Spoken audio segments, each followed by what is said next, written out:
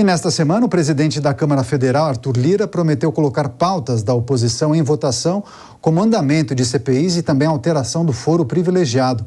Então, sobre esses assuntos, a gente conversa a partir de agora com o deputado federal Mendonça Filho, do União Brasil de Pernambuco, a quem agradecemos demais pela participação. Deputado, seja muito bem-vindo mais uma vez aqui à Jovem Pan News. Obrigado, prazer meu estar com vocês na noite de hoje.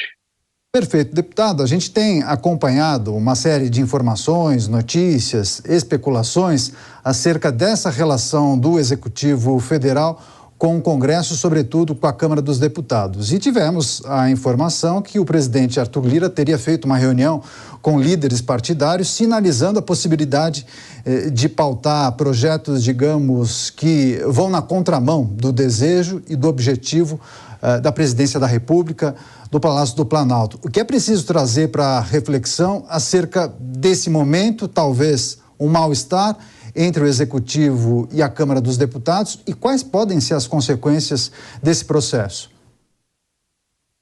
Bom, na verdade, o momento tenso, ele é claro, e todos que acompanham a política brasileira sabem disso, né? Houve um acirramento do relacionamento entre o Poder Executivo e o Legislativo. O contexto nacional é um contexto também onde o próprio Supremo Tribunal Federal, que é o terceiro poder da República, um dos poderes da República, também tem vivido momentos de, eu diria, fricção ou de dificuldade relacionado ao que diz respeito ao campo de atuação do Poder Legislativo. Então, o ambiente não é um ambiente de normalidade e tranquilidade. E, recentemente, houve a troca vamos assim dizer, de farpas e de expressões mais duras, tanto do presidente da Câmara, Arthur Lira, como também uma reação mais forte do presidente Lula. Então, o momento atual é um momento de dificuldade para o governo, de tensão política, que pode, evidentemente, redundar em mais obstáculos do que diz respeito à agenda do Executivo no âmbito do Legislativo. Mas está claro para o senhor o que estaria por trás dessa insatisfação de Arthur Lira? Eu acho que existe, nesse contexto como um todo, dificuldade de relacionamento do governo com o Poder Legislativo desde o primeiro momento. Alguns momentos de maior, eu diria, maior tranquilidade, de maior facilidade na tramitação das principais propostas, outros momentos de maior dificuldade. E matérias que, no meu modo de ver, impactam de forma muito fortemente a economia, que se traduzem em matéria de interesse do governo, que certamente estarão aí nesse jogo de negociação. Eu citaria a questão do PES, que é o Programa de Apoio ao Setor de Turismo e de Cultura, né, atividades relacionadas a esses segmentos e de eventos, que deve ter a sua apreciação ainda nesse primeiro semestre de 2024, e, ao mesmo tempo, também um momento que se aproxima do processo eleitoral, que dificulta o relacionamento de qualquer governo com o Poder Legislativo. Somando-se a esse quadro geral a dificuldade econômica, que é traduzida pela má condução da política econômica pelo atual governo. No meu modo de ver, o governo fez apostas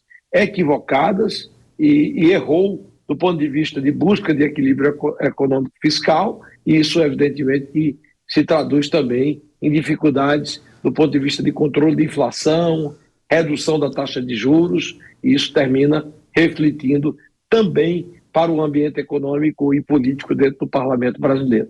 Perspectivas para o relacionamento entre o Poder Executivo e o Legislativo Federal. Estamos conversando com o deputado federal Mendonça Filho, do União Brasil, do estado de Pernambuco. Deputado, vou pedir licença para chamar o Adriano Cerqueira, comentarista. Ele irá formular a próxima questão. Adriano, com você. Deputado Mendonça Filho, boa noite. Eu queria saber até que ponto o processo de sucessão do atual presidente da Câmara, Arthur Lira, está influenciando nesse ambiente conturbado, que a gente sabe desde o início, né, da legislatura, né, pelas características do governo Lula, seria difícil o relacionamento, mas esse ano estou achando que está indo um pouco mais intenso. Esse processo de sucessão está afetando também o ambiente?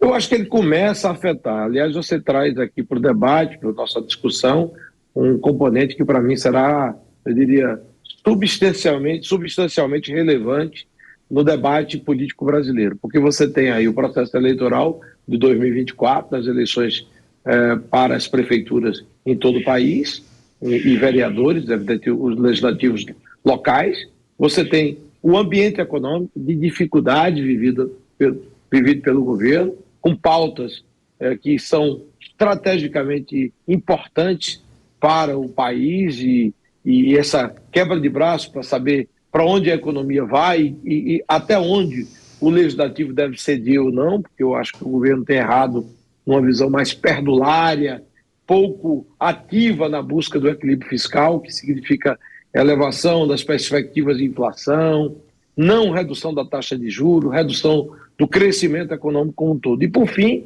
o ponto que você destacou, que para mim é realmente um ponto que vai ampliar o espaço de tensão, que diz respeito à sucessão na presidência da Câmara e do Senado. Certamente essa sucessão na Câmara significará articulações, tentativas de escolha de nomes que muitas vezes vão agradar governo, desagradar atores relevantes dentro da Câmara Federal, o que se traduz em mais dificuldade para a governabilidade do atual governo do presidente Lula.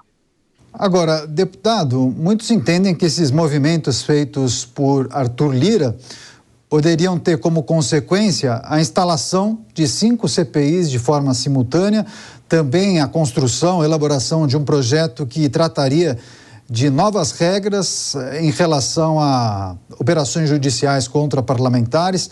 Além disso, uma proposta anti-invasão de terra ou anti-MST, além de outras iniciativas. Quais são as chances de tudo isso acontecer, se confirmar? Naturalmente, se isso for colocado sobre a mesa, força e acaba pressionando o governo federal, que vai ter que negociar.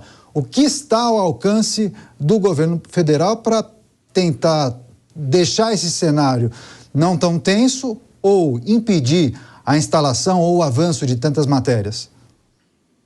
Bom, primeiro eu acho que o modelo operacional do governo atual do PT ele é um modelo que é velho, né, vencido. E era um modelo do primeiro governo Lula, talvez do segundo governo Lula.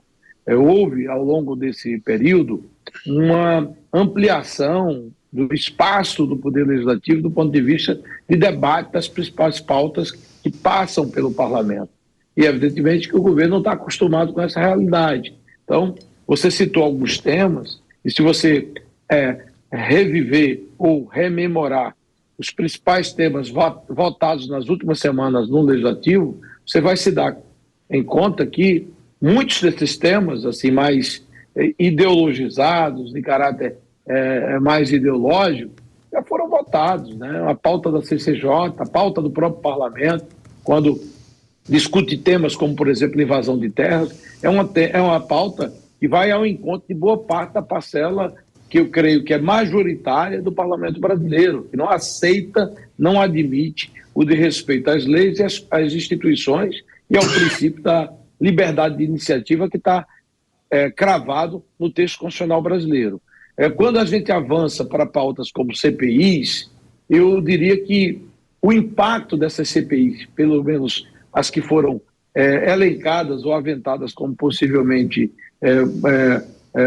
passíveis de serem instaladas, eu não creio que possam instalar um clima de maior tensionamento com o governo. É lógico que são CPIs que muitas vezes a gente imagina que começa de um jeito e termina de outro, mas desvia um pouco o foco das principais pautas de interesse do governo. Para mim, o cerne principal do debate no Legislativo, que pode impactar para o bem ou para o mal com relação à agenda do atual governo, de respeito ao PES, que é o Programa de Incentivo aos Setores de Turismo, Cultura e também de atividades relacionadas a esses temas, como eu acabei de mencionar há pouco, e também a desoneração da folha de pagamento das prefeituras municipais em todo o país, já que houve a aprovação por parte do Congresso Nacional de uma desoneração atendendo aos municípios até cerca de 150 mil habitantes,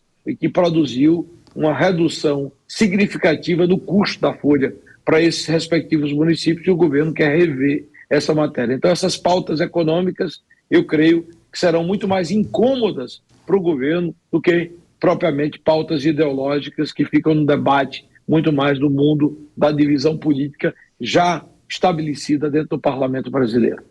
Pois é, agora, rapidamente, deputado, só para encerrar, político experiente, é deputado federal, só que já passou pelo Executivo Federal, foi ministro, inclusive, da gestão de Michel Temer, foi governador de seu estado. Eu escutei de alguns parlamentares que, dependendo do quanto a corda esticar, Arthur Lira poderia até pautar pedido de impeachment. O senhor está lá dentro. Escutou alguma coisa a respeito? Bom, essas especulações sempre existem, mas eu, sinceramente, não acredito que a gente possa avançar para um campo nesse nível de tensionamento. O presidente Arthur Lira é um político e um presidente experiente, ele sabe até o ponto que ele pode tensionar e sabe o momento que ele deve buscar uma moderação no tensionamento. Então, eu sinceramente não acredito que a gente possa chegar a esse nível, embora reconheça que o momento atual seja de muita dificuldade para o governo, porque o governo insiste em pautas ideológicas que confrontam com a maioria do parlamento da própria sociedade brasileira. E a agenda econômica, infelizmente, para nós brasileiros, está fazendo água. O Brasil está patinando em termos de crescimento, a inflação está reduzindo num ritmo bem mais lento, e isso se traduz no desequilíbrio fiscal, tem origem no desequilíbrio fiscal provocado pela falta de compromisso de equilíbrio fiscal da gestão do presidente Lula, que termina sacrificando principalmente os mais pobres e aqueles que precisam que a economia retome o seu ritmo de crescimento para o bem-estar da população brasileira. Perspectivas para a nossa política, também como ficará o relacionamento entre o Poder Executivo e o Legislativo Federal. Conversamos com o deputado Mendonça Filho, do União Brasil de Pernambuco, para tratar justamente sobre essas questões relevantes para o país. Deputado, boa noite, bom sábado, bom fim de semana e até uma próxima. Obrigado, um abraço para vocês, boa noite, bom final de semana para todos. Até.